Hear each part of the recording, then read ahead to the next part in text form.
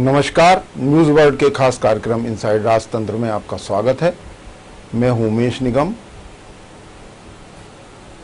Inside राजतंत्र में हम बात करेंगे राजनीति और ब्यूरोक्रेसी के फैसलों की, इनसाइड जानकारी की, खुलासा करेंगे कि आखिर इन फैसलों के अंदर के कारण क्या हैं। तो शुरू करते हैं खबरों की इनसाइड स्टोरी का सिलसिला।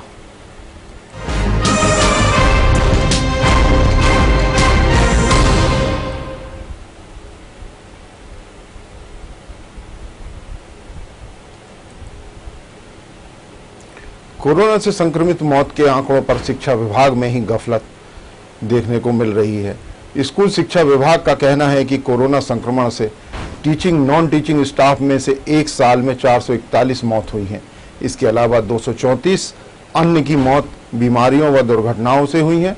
इतना ही नहीं, विभाग का कहना है कि जिनकी मौत कोरोना के कारण हुई वे कोरोना ड्यूटी पर तैनात नहीं थे। इधर शिक्षा विभाग के विमर्श पोर्टल में 2934 लोगों के संक्रमित होने और इनमें से 786 की मृत्यु होने की जानकारी दर्ज है। पोर्टल के अनुसार अप्रैल में ही विभाग के 419 कर्मचारियों की मृत्यु हुई, जबकि अप्रैल में ही 133 अन्य कर्मचारियों की भी मृत्यु हुई, लेकिन पोर्टल पर इसकी वजह नहीं बताई गई। दरअसल कोरोना ड्यूटी के दौरान मृत्यु होने तथा कोरोना योद्धा घोषित करने पर परिवार को आर्थिक सहायता के साथ ही कई अन्य लाभ मिलते हैं। यही कारण है कि शिक्षा विभाग में कोरोना से मौत के आंकड़ों पर गफलत देखने को मिल रही है। शिक्षा विभाग के विमर्श पोर्टल पर दर्ज है संक्रमित व इलाजरत 2934 व्यक्तियों की बीमार होने की जानकारी, जिसमें से 786 की मौत हुई। सर्वाधिक 708 शिक्षकों का निधन हुआ। 1 अप्रैल से 419 मौत कोरोना से हुई। 133 के निधन अज्ञात कारणों से हुए, जिनका विभाग को जानकारी नहीं है।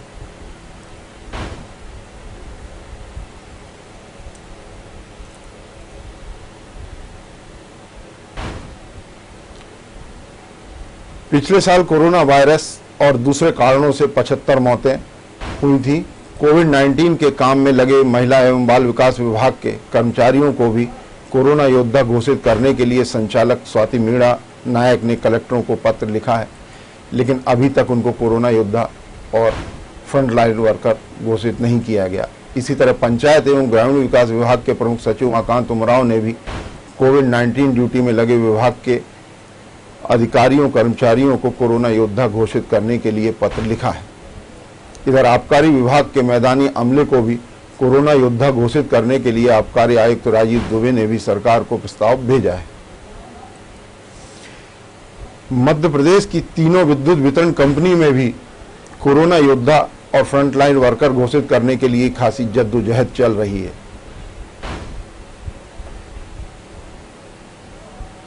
मध्य प्रदेश की तीनों विद्युत वितरण कंपनी में अभी तक कई मैदानी कर्मचारियों की कोरोना से मौत हो चुकी है।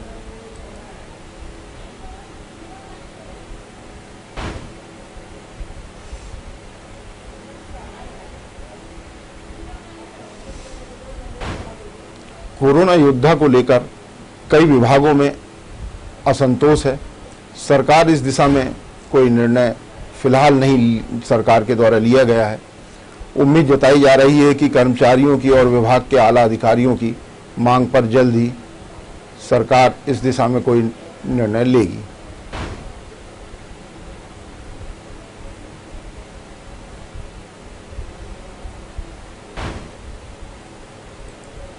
बहुत से ऐसे विभाग हैं जहां मैदानी अमला बाकायदा काम में लगा हुआ है।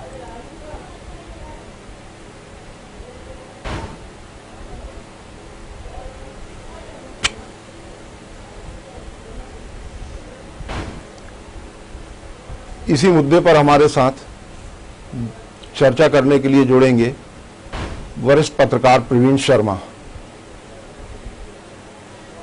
प्रवीण जी, आपको हमारी आवाज मिल रही है? जी प्रवीण जी, शिक्षा विभाग में जो टीचिंग और नॉन टीचिंग स्टाफ है तो इसको लेकर खासी गफलत दिखाई दे रही है कि जो शिक्षा विभाग है वो मानने को तैयार नहीं है कि कोरोना से मौत हुई है। तो ये जो फ्रंट लाइन वर्कर की बात है कि फ्रंट लाइन वर्कर घोषित करने की, तो ऐसी कोई मामला है जिसके चलते मौतों को लेकर गफलत है शिक्षा विभाग में जो दिखाई दे रही है? जी, शिक्षा विभाग ने एक पोर्टल बनाया है अपना, उस पर सारी शिक्षकों की जानकारी लोड करवाई जा रही है, लेकिन अभी भी यह समझ नहीं आ रहा कि जो लोग कोरोना संबंधी ड्यूटी में लगाए जाएंगे केवल उन्हीं को ही कोरोना वॉरियर या फ्रंट लाइन वर्कर माना जाएगा। इसको लेके शिक्षकों में आक्रोश है। आप बात कर रहे हैं टीचिंग और नॉन टीचिंग की, लेकिन यहाँ पे जो टीचिंग वाले हैं, जो शिक्षक हैं प्योरली, उन्हीं में लेके असंतोष बना हुआ है। वो असंतोष के साथ में असमंजस बना हुआ है कि क्या करें और क्या ना करें। वो फ्रंट लाइन वर्कर माने जाएंगे कि नहीं माने जाएंगे। हर जिला अपने हिसाब से एक आदेश निकाल रहा है। आज ही कल ही की अगर आपको याद हो, देखा होगा आपने, धार में शमशान घाट पे ड्यूटी लगा दी गई है शिक्षकों की। 8-8 घंटे वहां खड़े होके कितने शवों का अंतिम संस्कार हुआ इसकी गिनती की जाना है। मनावर ने अलग वहां के एडीएम ने ऑर्डर निकाल दिया है कि आपको शमशान घाट पे ड्यूटी देना है, जो वैक्सीन लगाई जा रही है उनकी गिनती करना है। तो अब ये काम तो कर रहे हैं, लेकिन प्रवीण जी पास आदेश नहीं है कि फ्रंट लाइन वर्कर इनको माना जाएगा कि नहीं माना जाएगा। जी हाँ प्रवीण जी, लेकिन सरकार कतरा क्यों रही है? काम तो ले रही है, फील्ड में भेज रही है, और ये लोग सब जो सरकार के निर्देश है उनका पालन भी कर रहे हैं, कोविड-19 में ड्यूटी कर रहे हैं, तो इनको फ्रंट लाइन वर्कर मानने से सरकार कतरा क्यों रही है? इसकी एक बड़ी वजह लगती है कि सबसे बड़ा अमला है प्रदेश में जी, और अगर इनको लगा दिया गया, इनकी पूरी अगर आएगी, तो अगर आप एक मुश्त ऑर्डर में पूरे शिक्षकों को अगर करते हैं, पूरे अमले को, तो लगभग 5.5 लाख से ऊपर लोग फ्रंट लाइन वर्कर घोषित करना पड़ेंगे। लेकिन जो कम से कम जो फील्ड में है उनको तो किया जा सकता है, जिनसे कोविड-19 में काम लिया जा रहा है। आदेश यही निकाला गया था, अगर देखा हो राज्य शिक्षा केंद्र ने और शिक्षा क्या नाम है DPI ने, उसमें कि जो लोग कोरोना संबंधी ड्यूटी कर रहे होंगे वो कोरोना वर्कर या फ्रंट लाइन वर्कर माने जाएंगे, लेकिन उनमें भी गफलत हो रही है। अभी आप जिसकी आंकड़ों की बात कर रहे थे कि एक तरफ शिक्षक कह रहे हैं कि हम एक साल में 741 मौतें हुई हैं, जबकि शिक्षा विभाग एक RST केवल 439 या 441 का आंकड़ा बता रहा है अपने पोर्टल पे। जी हाँ, काफी अंतर है उसमें। जी जो बाकी मौतें वो एक ही जगह जो दूसरे कारणों से बताई जा रही है। जी, इसको लेके लगातार शिक्षकों में आक्रोश बना हुआ है। शिक्षक असमंजस में है कि वो फ्रंटलाइन वर्कर हैं या नहीं। जी हाँ। और दिक्कत यह है कि शिक्षकों के माई बाप इतने हैं कि एक BO से लेकर शुरू होता है, BRC शुरू होता है, और कलेक्टर, SDM, हर कोई तो शिक्षकों के ऊपर शिक्षकों का शिक्षकों की कई जगह ड्यूटी, चुनाव से लेके मतगणना, जनगणना से लेके तमाम जगह ड्यूटी लगाई जाती है। दमोह में लगे थे जनगणना में, वोटिंग में, उसमें आरों को माना गया, फ्रंट लाइन वर्कर सबों को नहीं माना गया। किसी के पास ऑर्डर है, किसी के पास ऑर्डर नहीं है। सीधे सीधे कलेक्टर या ADM ऑर्डर कर देता है कि आपको ड्यूटी में लगना है, लेकिन उनकी जानकारी उस पर नहीं आ पाती पोर्टल पे। शिक्षा विभाग पर आज जानकारी आंकड़े नहीं, कितने उनके शिक्षक आज की डेट में कोरोना संबंधी कार्य में लगे हुए हैं। पूरे शिक्षा विभाग, आप DPI से पूछ लें, चाहे RST से पूछ लें, तो शिक्षा विभाग के किसी के पास कोई आंकड़ा नहीं है। ये प्रवीण जी, शिक्षा विभाग में कितने काम कर रहे हैं, कौन शमशान घाट में खड़ा है, कौन वैक्सीनेशन सेंटर पर खड़ा हुआ है, कौन कोविड अस्पतालों में या घर घर जाके सर्वे करने में लग गया है। अब तमाम तरह के कामों में आप सर्वे करवाए जा रहे हैं, उसमें शिक्षकों को घर घर भेजा जा रहा है। प्रवीण जी, एक बात यह है कि जो शिक्षकों को जिस कार्य में लगाया गया है, कोविड के काम में लगाया गया है, और वो अपनी जान जोखिम में डाल के काम भी कर रहे हैं, लेकिन उनके मन में अभी भी संशय है कि वो फ्रंटलाइन वर्कर हैं कि नहीं। प्रवीण जी, जो शिक्षा विभाग के आला अफसर है वो सपोर्ट क्यों नहीं करते इस मामले में कि जो उनका निचला अमला है, मैदानी अमला है, वो पूरा कोविड-19 में लगा हुआ है, तो उनको फ्रंट लाइन वर्कर बनाने के लिए वो जो आला अफसर है, वहाँ पे PS हैं और भी आयुक्त हैं, इसके अलावा तमाम आला अफसर हैं, वो क्यों नहीं इसमें सपोर्ट करते हुए दिखाई दे रहे हैं? लगातार शिक्षकों का प्रतिनिधिमंडल डिमांड भी कर रहा है, जिलों से भी डिमांड आ रही है, लेकिन इन लोगों ने साफ आदेश निकाल दिया कि जो लोग कोविड के संबंधी काम में लगे हुए हैं केवल उन्हीं को माना जाएगा। तो ये एक दुविधा बनी हुई है शिक्षकों के मन में, उनके परिवार के मन में, कि आप ड्यूटी पे जा रहे हैं, आप बस्तियों में जाके सर्वे भी कर रहे हैं, आप जाके जो है अब संसार में खड़े होकर 8 घंटे गिनती करना पड़ेगी। क्या वहाँ जो लोग आ रहे हैं कोविड पॉजिटिव 100 भी आ रहे हैं, तो क्या शिक्षकों को लगता नहीं कि संक्रमण होने की संभावना शिक्षकों को भी बनी रहेगी? जी, शिक्षकों को भी दूसरों की तरह रखा जाना चाहिए, बिल्कुल रखा जाना चाहिए उनको, क्योंकि जो जंग से आप ले रहे हो, कम से कम ये तो निकलना चाहिए तत्काल कि भैया आप बता दो कितने आंकड़े, आपके पास तो आंकड़े ही नहीं, आपके पास कोई रिकॉर्ड ही नहीं कि आपके कितने शिक्षक इस समय मैदानों में, जिलों में, तहसीलों में ड्यूटी दे रहे हैं। जी, सबसे बड़ी गफलत क्या हो रही है कि कोई रिकॉर्ड किसी के पास नहीं है, और इसी जो माना गया केवल उनका आंकड़ा आपके पास है, उसमें भी आप जो है अलग अलग बातें की जा रही है। प्रवीण जी, एक सवाल और कि इसी तरह से महिला बाल विकास विभाग, आबकारी, बिजली विभाग के भी अमला है जो मैदानी अमला है, जो इस वक्त कोरोना के दौर में काम कर रहा है और फील्ड में पूरी तरह, वो भी लंबे समय से मांग कर रहे हैं फ्रंट लाइन वर्कर के लिए, लेकिन अभी तक सरकार ने घोषित नहीं किया। और बिजली विभाग से लेके तमाम और दूसरे विभाग है, उसमें भी कई कर्मचारी जो मैदानी अमला है उसकी ड्यूटी के दौरान कोरोना से मौत भी हुई है।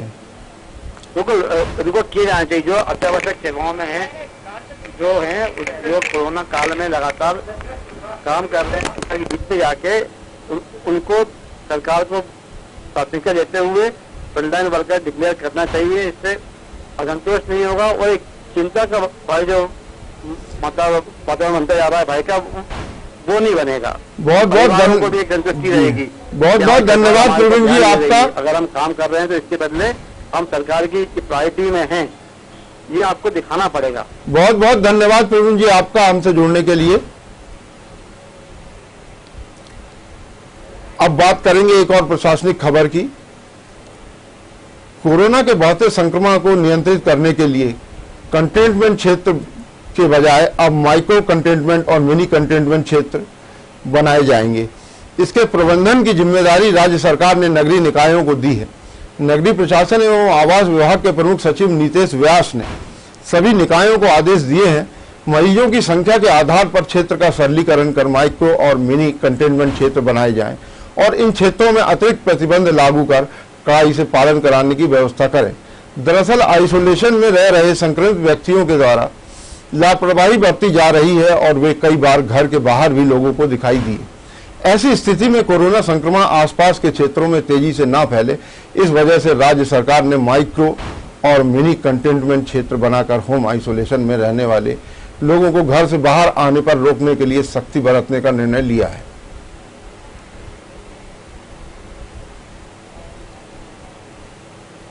नगरीय क्षेत्रों में मरीजों की संख्या के आधार पर क्षेत्र का श्रेणीकरण कर बनाए जा रहे माइक्रो कंटेनमेंट और मिनी कंटेनमेंट क्षेत्र, माइक्रो और मिनी कंटेनमेंट क्षेत्र में अतिरिक्त प्रतिबंध लागू कर कड़ाई से पालन कराने की व्यवस्था रहेगी।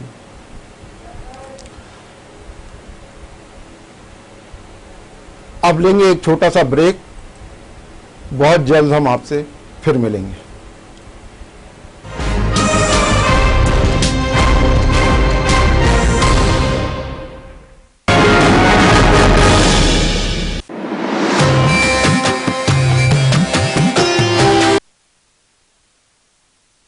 खास आयुर्वेदिक जड़ी बूटियों से बनी रूप मंत्र आयुर्वेदिक फेस क्रीम। इसकी आयुर्वेदिक देखभाल आपको दे pimples, wrinkles, black heads, dull skin और डेड स्किन जैसी हर प्रॉब्लम से रिलीफ, ताकि फेस रहे ब्राइट और स्किन भी हो टाइट। रूप मंत्र आयुर्वेदिक face cream and face wash, ये कोई कॉस्मेटिक नहीं, आयुर्वेदिक औषधि है।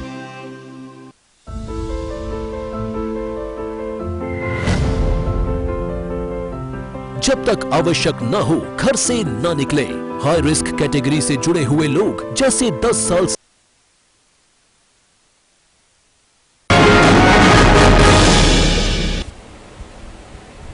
ब्रेक के बाद एक बार फिर आपका स्वागत है। अब चर्चा करेंगे एक और प्रशासनिक खबर की।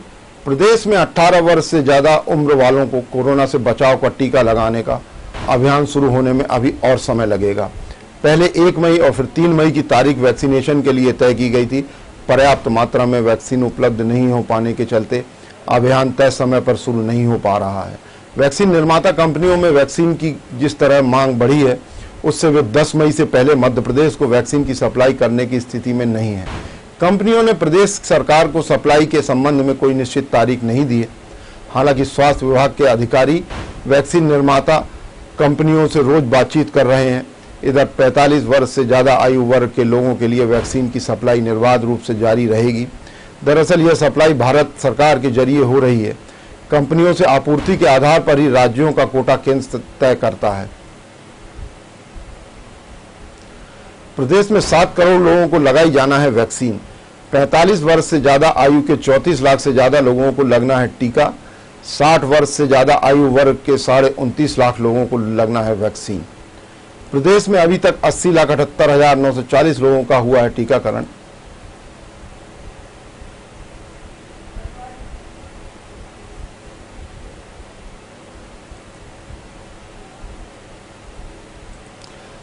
अब बात करेंगे खास सेगमेंट चलते चलते की, जिसमें राजनीति या ब्यूरोक्रेसी के क्षेत्र में चर्चित प्रसंग की बात की जाती है। तो आज ब्यूरोक्रेसी से जुड़ा एक प्रसंग खासा चर्चा का विषय बना हुआ है।